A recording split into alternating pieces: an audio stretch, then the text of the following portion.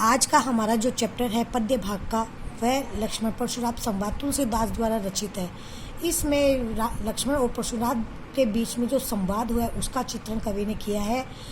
जनक के सभा में जब परशुराम जी क्रोधित होते हुए आते हैं और वो पूछते हैं कि शिव के धनुष को किसने तोड़ा, तो इस बात का उत्तर देते हुए श्री राम कहते हैं कि नाथ समबुध भंज निहारा, कि हे नाथ, शिव के इस धनुष को तोड़ने वाला होई केहू एक दास तुम्हारा, आप ही का कोई एक दास होगा।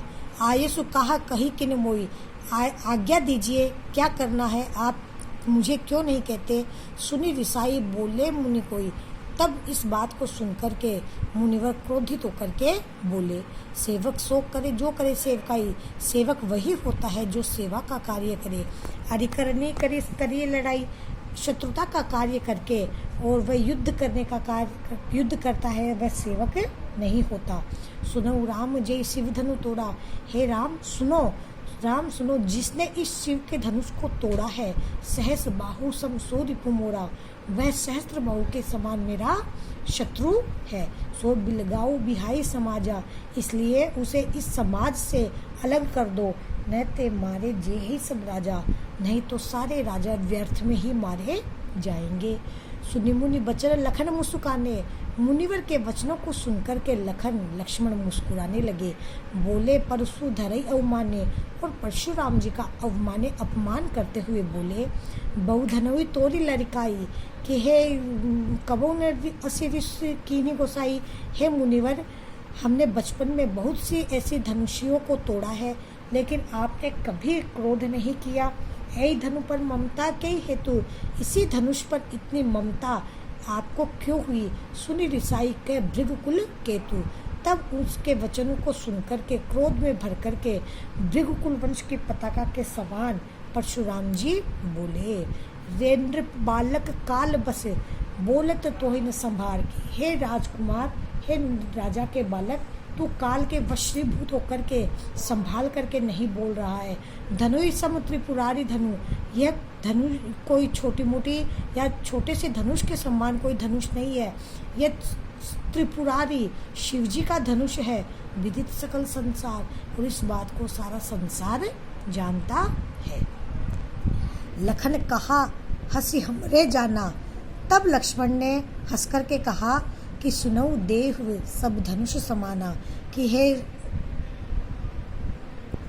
हे देव, हमारे लिए तो सारे धनुष ही एक समान है।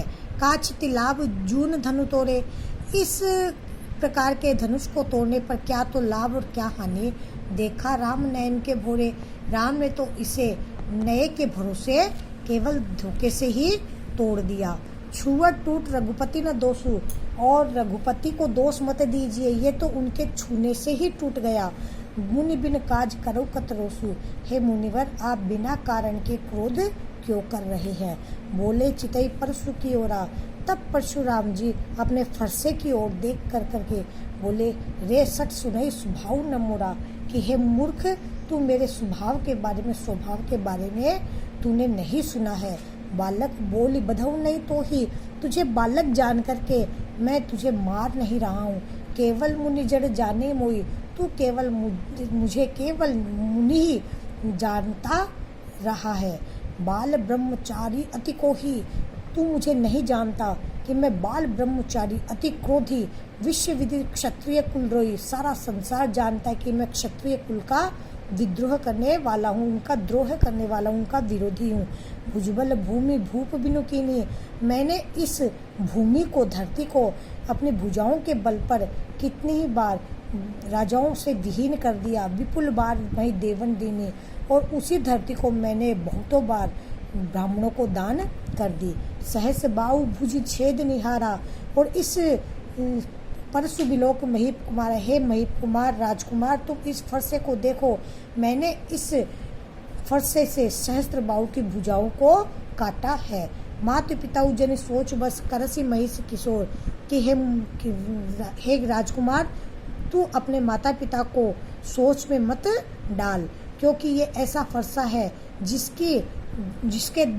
जिसे देख करके गर्भिणी स्त्रियों के गर्भ भी गिर जाते हैं। ये कोई साधारण फरसा नहीं है, यह अति घनघोर भयानक मेरा फरसा है। तो इन दोनों पदों में अवधी भाषा का बहुत ही सुंदर चित्रण किया है। अवधी भाषा में रचित ये पद वीर रस से ओतप्रोत है। साथ ही साथ इसमें परशुराम जी के क्रोध को, लक्ष्मण जी के क्रोध को दिखाया गया है। तो रौद्र रस की छटा भी इसमें दर्शनीय है। ये चौपाइया है, ये दोहा है। तो ये चौपाई और दोहा छंद में ये रचित है। और अनुप्रास अलंकार, उपमालंकार और तुकबंदी यहाँ पे देखने को मिलती है।